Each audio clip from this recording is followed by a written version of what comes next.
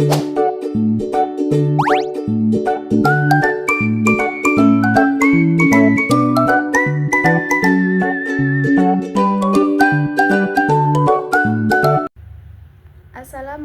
warahmatullahi wabarakatuh.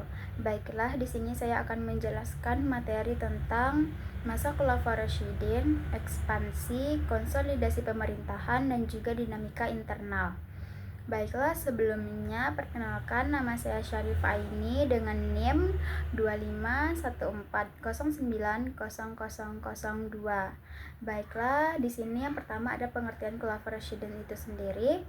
Dari segi bahasa, al-khulafah yaitu jamak dari kata khalifah yang artinya pengganti. Sedangkan ar-rasyidin itu jamak dari kata al-rasyid yang artinya mendapat petunjuk. Jika digabungkan dari segi bahasa, pengertian khulafaur rasyidin itu berarti para pengganti yang mendapat petunjuk. Dan dari segi istilah, pengertian Khulafaur Rasyidin itu yaitu pemimpin-pemimpin umat Islam, pengganti Rasulullah yang terdiri dari Abu Bakar As-Siddiq, Umar bin Khattab, Utsman bin Affan, dan Ali bin Abi Thalib. Pembentukan Khulafaur Rasyidin ini terjadi dari beberapa faktor kondisi setelah Rasulullah wafat. Rasulullah meninggal pada tanggal 12 Rabiul Awal 11 Hijriyah. Saat itu situasi politik umat Islam tidak stabil, umat Islam kehilangan figur seorang pemimpin, dan Rasulullah tidak mewariskan siapa penggantinya.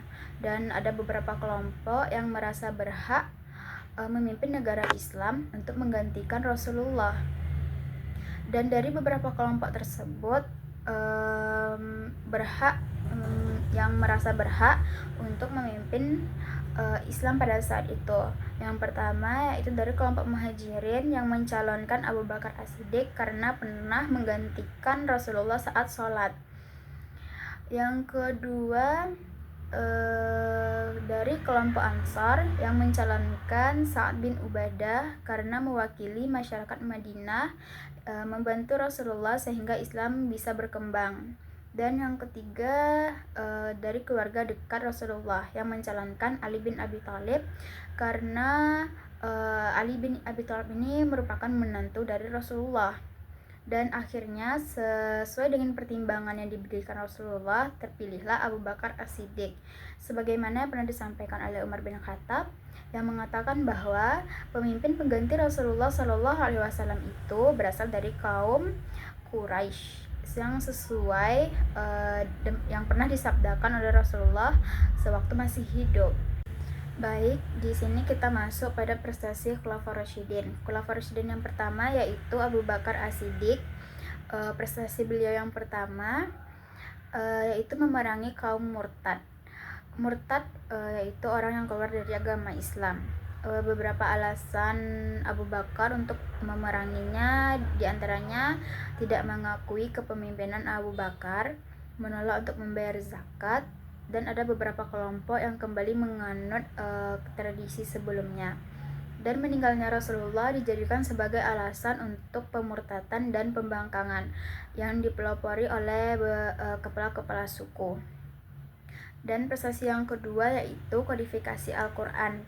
Kodifikasi Al-Quran ini yaitu kegiatan mengumpulkan lembaran-lembaran atau mushaf yang berisi tulisan ayat-ayat Al-Quran yang ditulis oleh sahabat Rasulullah, dan ini tuh ditulis di kulit binatang, pelepah kurma, tulang, dan lain-lain.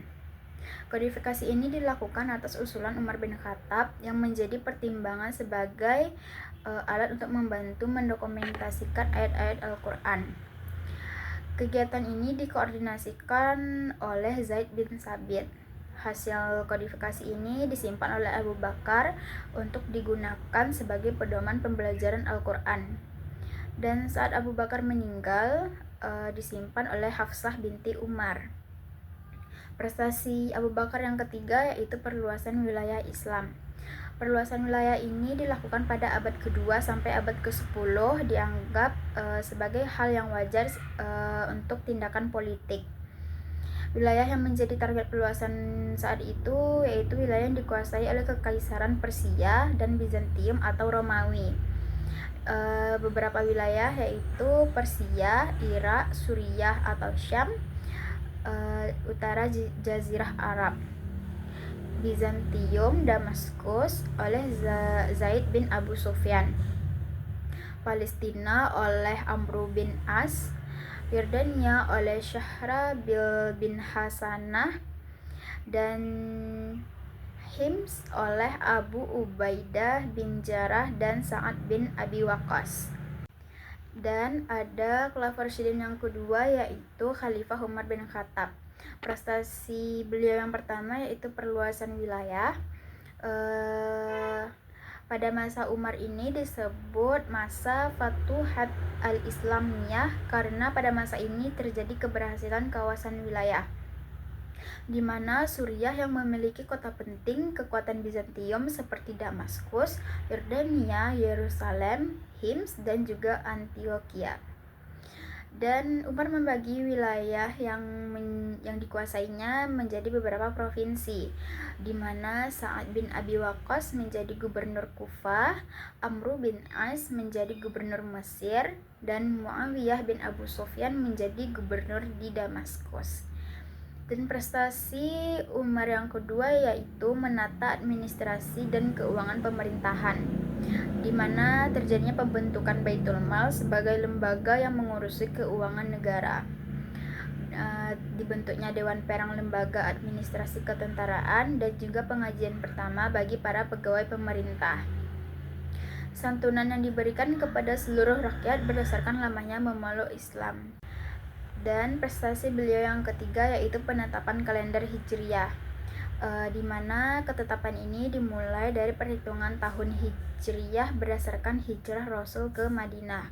Hijrah ini sebagai simbol titik balik kemenangan Islam, dan hijrah juga menandai pembagian surah Al-Quran dan juga menandai dua periode dakwah Rasulullah. Selanjutnya ada Khalifah Utsman bin Affan. Prestasi beliau yang pertama yaitu pada kodifikasi Al-Quran yang dilatar belakangi oleh perbedaan pembacaan Al-Quran karena pengaruh luasnya wilayah Islam. Utsman membentuk panitia penyusunan yang terdiri dari Abdullah bin Zubair dan Abdurrahman bin Haris dengan koordinasi Zaid bin Sabit.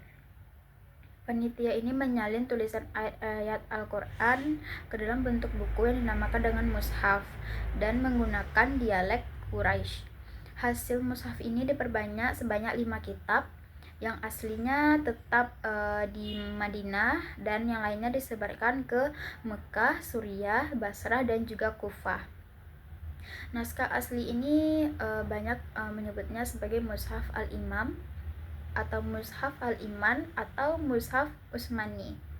Dan prestasi Utsman selanjutnya yaitu renovasi Masjid Nabawi, pembentukan angkatan laut. Saat itu wilayah Islam sudah mencapai wilayah Konstantinopel, dan pembentukan angkatan laut ini di atas usul Muawiyah bin Abu Sufyan. Dan perluasan wilayah dilakukan oleh Utsman meliputi Azerbaijan dan Armenia. Dan khalifah yang terakhir yaitu Ali bin Abi Thalib. Prestasi Ali bin Abi Thalib yang pertama yaitu pergantian pejabat yang tidak memiliki integritas. Banyak pejabat yang diangkat karena kedekatannya dengan Khalifah Utsman. Hal ini mengakibatkan keberadaan kekhalifahan Ali bin Abi Thalib semakin bertambah. Dan yang kedua yaitu membenahi keuangan negara. Ali bin Abi Thalib membersihkan keuangan negara yang dimanfaatkan secara nepotis. Dan prestasi yang selanjutnya yaitu memajukan bidang ilmu bahasa, menambah tanda baca pada tulisan Arab untuk mengurangi kesalahan secara membaca. Dan dikoordinasi atau dikoordinator oleh Abu Aswas Ad-Duwali. Khalifah Ali memerintahkan untuk mengembangkan pokok-pokok ilmu nahwu. Dan prestasi selanjutnya yaitu bidang pembangunan. Pembangunan kota Kufah sebagai pusat kajian ilmu pengetahuan. Baiklah, sekian yang dapat saya sampaikan. Jika ada kurangan dan kesalahan saya mohon maaf.